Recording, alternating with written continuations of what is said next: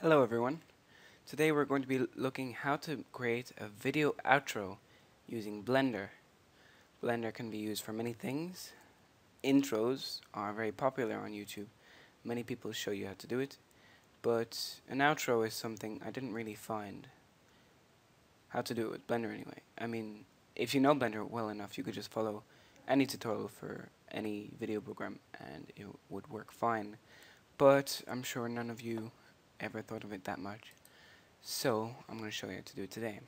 I have a blank canvas here in Gimp, and it's 1920 by 1080 pixels, since that is what the resolution of my videos are usually in.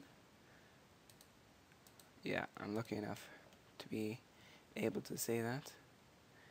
And I like to use a gradient when starting off to create my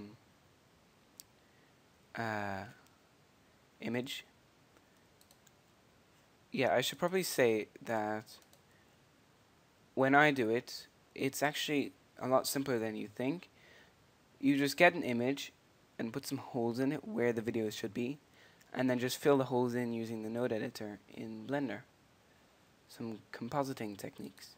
So obviously I don't want this to be black and white, so I'll make it a nice red, and then the background color could make red, but I'll make it a darker red.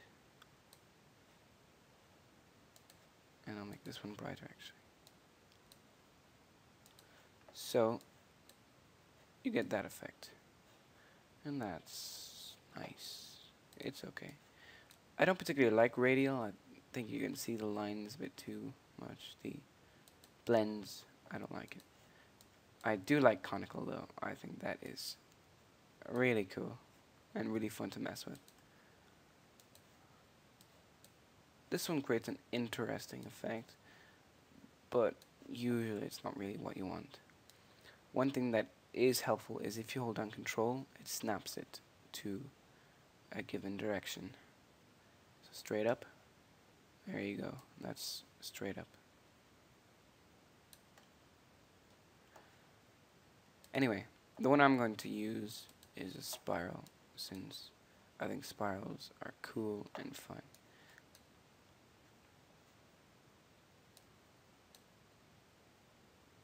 Creating an effect like that from the side is fun, or you can do it from the middle. And obviously make it smaller, and it creates more rings. If you know anything about Gimp, then you'd know this. It's pretty basic stuff, and this is not a tutorial to show you how to use Gimp. So I'm just going to use this since I like it. I'm not going to be creating a video. I'm not going to be creating an outro for any of my channels. I've got 2 of them, and I already have an outro for each of them, so I'm going to be creating it for something new. Now, first thing we need to do is bring in a logo, and that's very simple to do. Just get your logo, whatever it is. The logo I'm going to get is, I'm going to open it as layers, that's important. Since this is YouTube, it's going to be just a cat. Because why the hell not?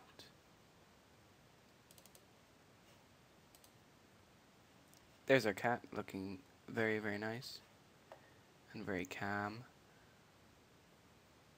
I don't like that outline around him.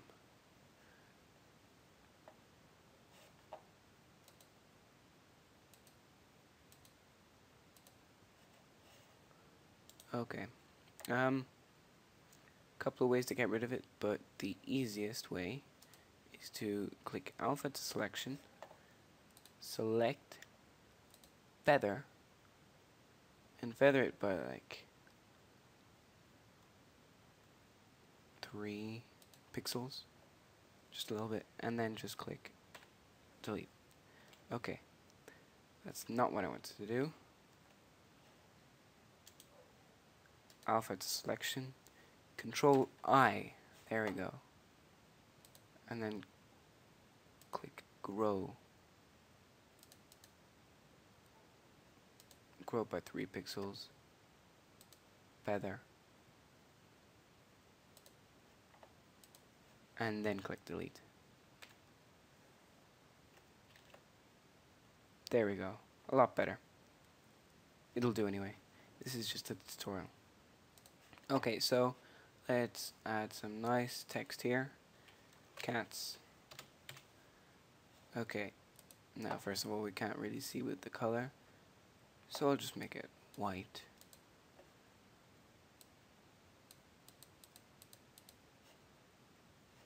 You can also center it, which will help. And I'm just going to change the font to be something a bit funnier. There we go. So now that we have all the goofy stuff done, let's get on to the more important stuff. I'm going to add a new layer, and I'm going to draw a box, which is going to be 512 by 290. Why? Because that size fits pretty well. It is 16 by 9, and you can fit three boxes down the side quite well. So that's why I use that size. All your videos should fit in it fine. So I've got it like that, and all I need to do is fill that in. I'm going to fill it in red, fill it in black.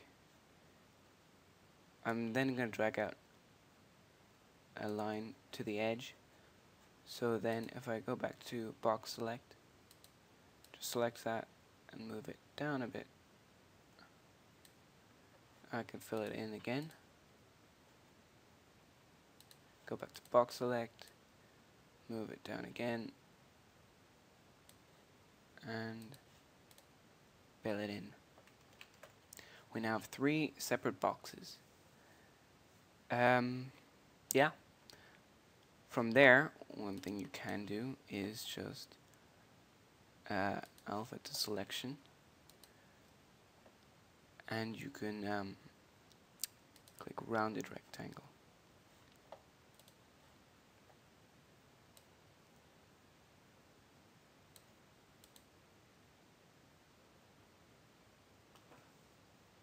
Yeah, you just have to do it for each box.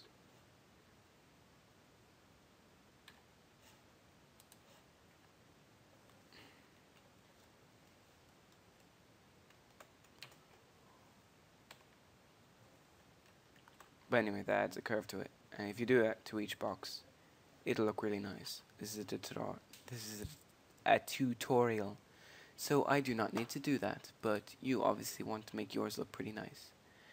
I'm next going to add another layer and just move it below this layer, and once again I'm going to do alpha to selection for the boxes. I'm going to select the layer below, then I'm going to grow that selection by something quite big. No, not 30, 20. 20 looks nice. And with that selection grow, actually I might make it slightly bigger. I'll make it 30.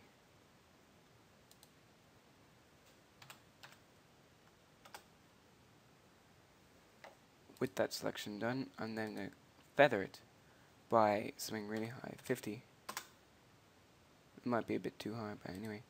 And just make sure the color is white, and that just adds a nice round edge to it. Now there's one more thing we need to do, and that is alpha to selection. Select that blended glow layer thing, and just click delete. Just press delete. Then we can delete the box layer, and there we have where you're going to put your images.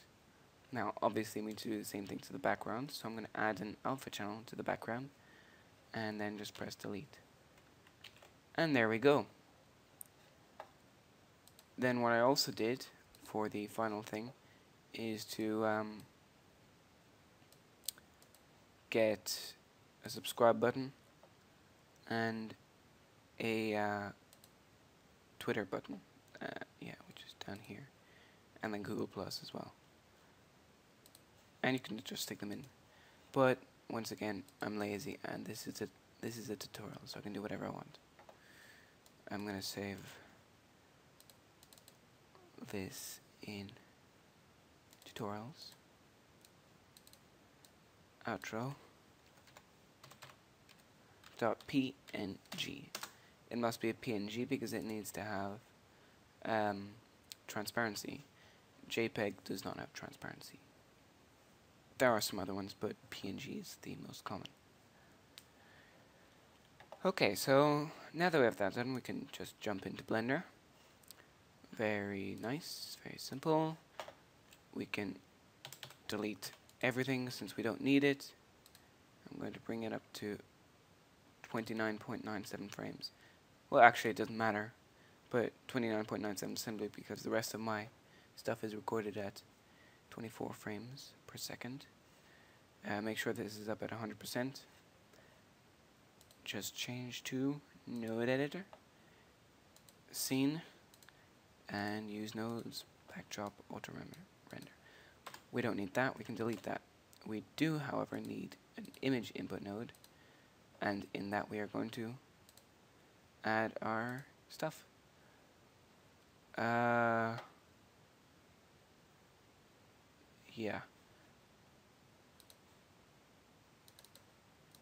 Outro.png. There we go. Single image. I'm then going to duplicate that 3 times. And they're all going to be movie.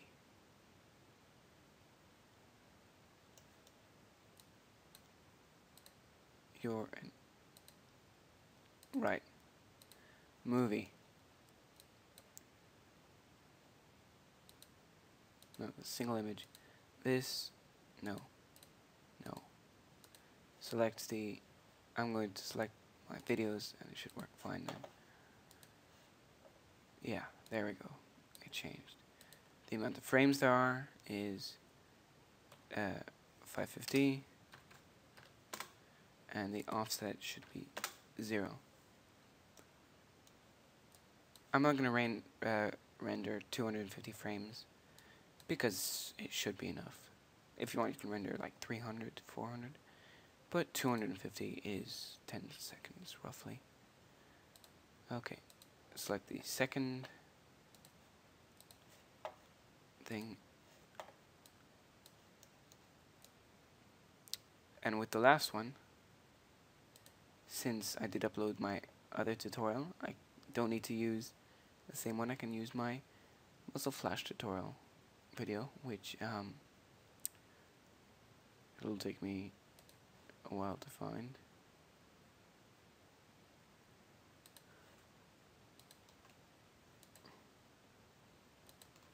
To select all, you can either press A or select the first one, hold down Alt and select the last one.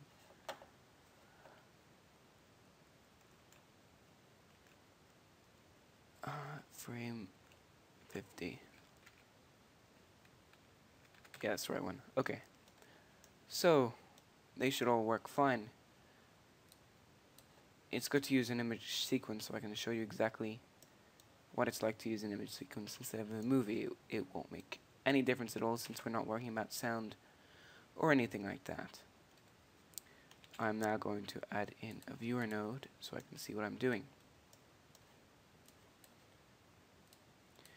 Then the rest is pretty much covered by just one node, and that's the alpha over node. So we can duplicate that a couple of times. There's that, and there's also one more node which we need, which is very important as well, and that is under distort. We need the transform node. Now for a 720p video at the resolution of that frame, 0.42 works pretty well. So I use that image, and then we just layer that on top of this.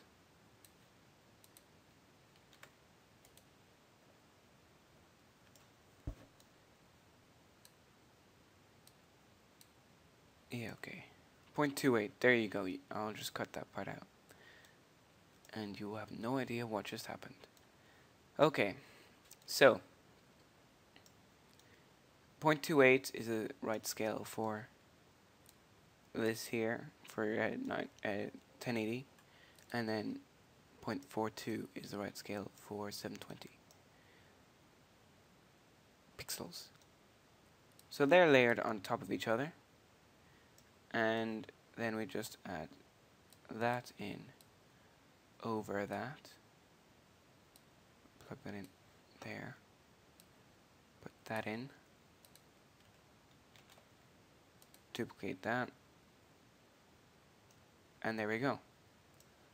We got everything except one last one, which is the original image itself.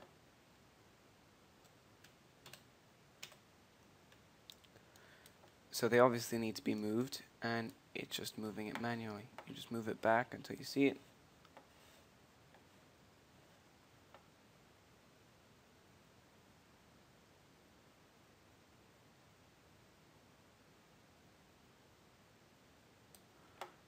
And just move it up.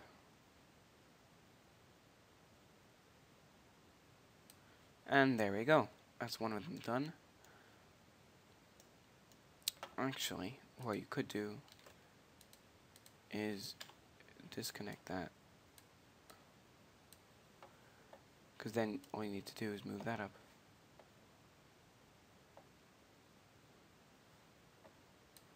I'll make that 0.28.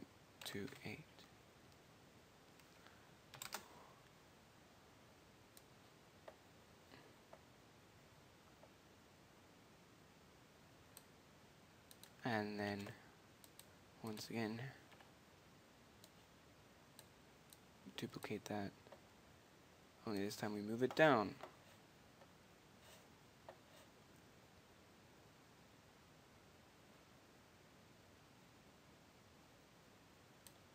And there we go. That is everything we need to do.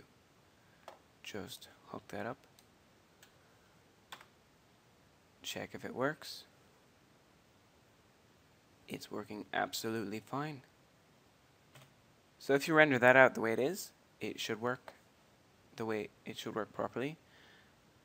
And since we're only dealing with video, it's not going to be that slow or anything, so you can render it straight to video instead of rendering it out as raw frames first, which is what I did.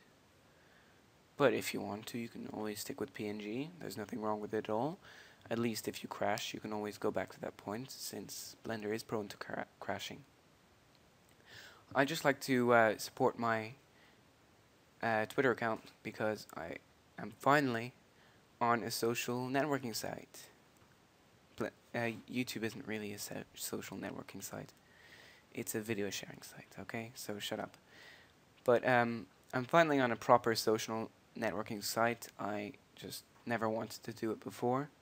I don't know why, I just never did. So I did one just for this channel, and I'm hoping that if you do watch this video, could you please follow me, just to try and get some popularity. And the first 10 people who follow me, I'll follow them back. There you go. And if there's more than that, then thanks anyway. I really appreciate it. I really need as much support as I can get in order to really want to continue these videos.